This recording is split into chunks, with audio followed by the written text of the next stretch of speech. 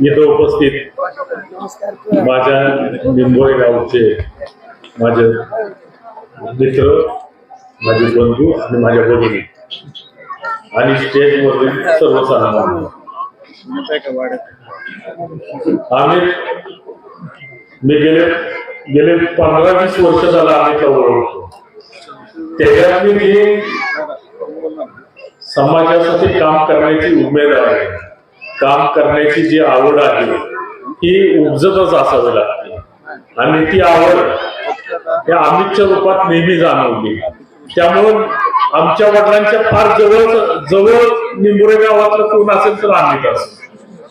कारण काही निंबोऱ्यातला काही विषय असेल, सुरवडीतला काही विषय असेल तर पहिल्यांदा वडिलांचा फोन अमितला जाणार. अमित अरे हे असं का, म्हणजे अमितवर किती विश्वास,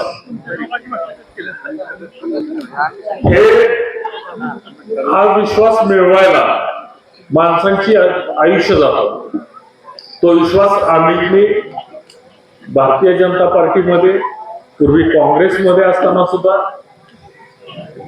मिळवला. एवढंच सांगतो, अमितच्या वाढदिवसासाठी आलेलो आहे त्यामुळे राजकीय काय बोलत नाही का, बोलवतात